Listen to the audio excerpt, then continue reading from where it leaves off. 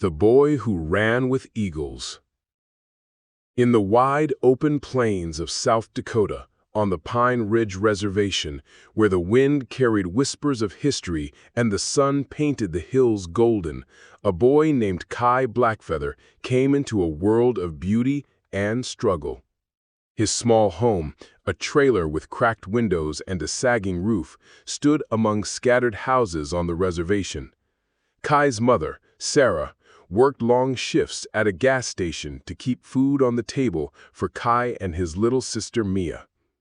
Their father had left when Kai was a baby, chasing jobs that never lasted. At 6, Kai learned to heat canned beans on a hot plate, sharing them with Mia as they sat on the floor, giggling despite their empty stomachs.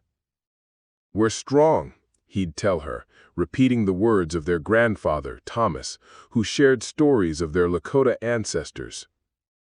Life on the reservation was tough, money was scarce, and many families like Kai's struggled to afford basics like heat or new clothes.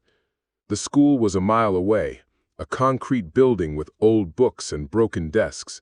But Kai loved it.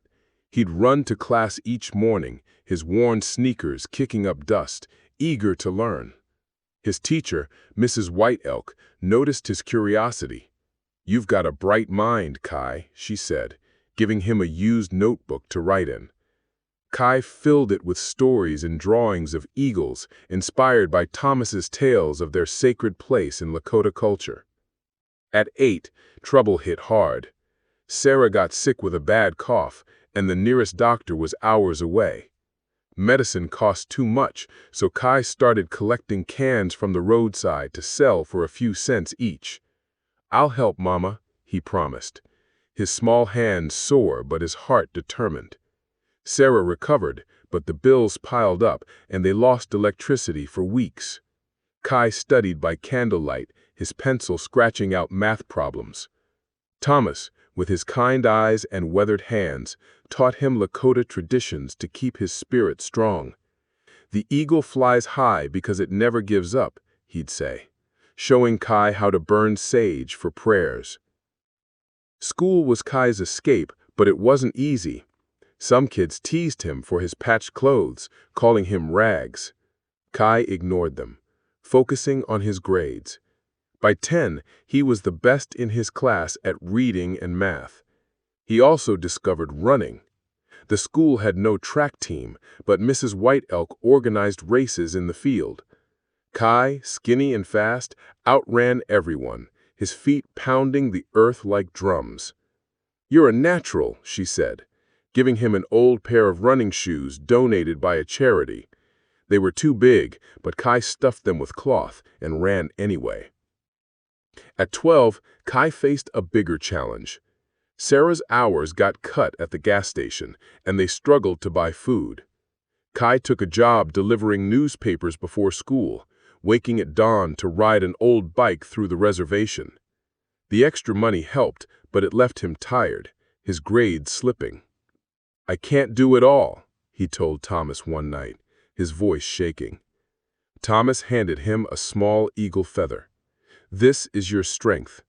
Keep running, for yourself and for us." Kai tucked the feather into his pocket, a reminder of his roots. Running became Kai's fire. After deliveries, he'd race across the hills, imagining he was an eagle soaring free. He trained alone, timing himself with a borrowed watch. At 13, Mrs. White Elk entered him in a regional race in Rapid City. Kai had never left the reservation. Nervous but excited, he boarded a school bus with other kids. His shoes were falling apart, but he tied them tight. In the 5K race, he finished 4th, surprising everyone. The prize was $20 and a new pair of sneakers. "You're going places," the race organizer said. Kai clutched the shoes, dreaming bigger. High school brought new battles. The reservation high school was underfunded, with no sports budget. Kai trained on his own, running miles through the plains, dodging rocks and sagebrush. Classmates respected his speed, but whispered about his poverty. "He'll never make it," one said. Kai proved them wrong. He studied hard, earning top grades, and kept running. Thomas taught him Lakota prayers to stay focused. "Run for your ancestors," he'd say, feeling their strength in every step. At 15, a scout from a state track meet saw Kai race in a local event.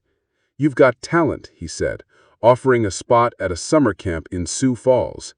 It was free, but Kai needed money for the bus and gear. He worked extra hours, cleaning a local diner after school. Sarah, proud but worried, gave him her savings. "Go show them who you are," she said. The camp was intense. Coaches drilled speed, endurance, and strategy.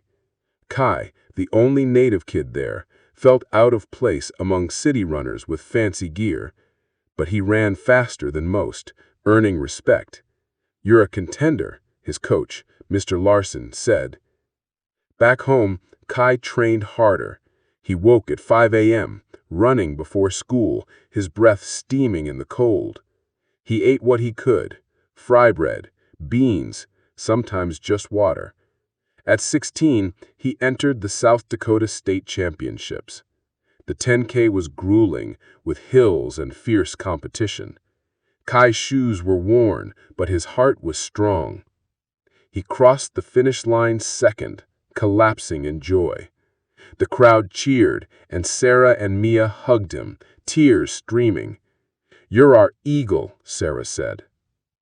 The runner-up finish earned Kai a scholarship to a small college in Montana with a strong track program. At 17, he moved to campus, sending half his stipend to Sarah and Mia. College was tough, rigorous classes, new faces, and homesickness. But Kai thrived. He majored in education, wanting to teach native kids like himself. On the track, he broke school records in the 5K and 10K. His coach, Mrs. Rivera, saw national potential. "You could go pro," she said, entering him in a national meet in 2025. On September 9, 2025, Kai stood at the start line of the National Junior Championships in Denver. The 10K track buzzed with energy, thousands watching. Kai's new sneakers, a gift from his team, felt light. He thought of Thomas, who'd passed the year before, and the eagle feather now tucked in his pocket. The gun fired. Kai surged, his legs a blur. At the halfway mark, he was third. Pain burned his lungs, but he heard Thomas's voice. "Run for your ancestors." With a final sprint, he passed the leader, crossing first. The clock read 29.48, a personal best. The crowd roared, chanting, "Black Feather." Kai's win made headlines. Reservation Kid to National Champion. Sponsors called: Adidas, a native-owned sports brand. He used the prize money to buy Sarah and Mia a small house on the reservation with a garden for Mia to grow flowers. "No more leaks," he told them, smiling. Kai kept training, eyeing the Olympics, but his real goal was bigger. He started a running club for Pine Ridge kids, teaching them to race and dream. "You're eagles too," he'd say, handing out donated shoes.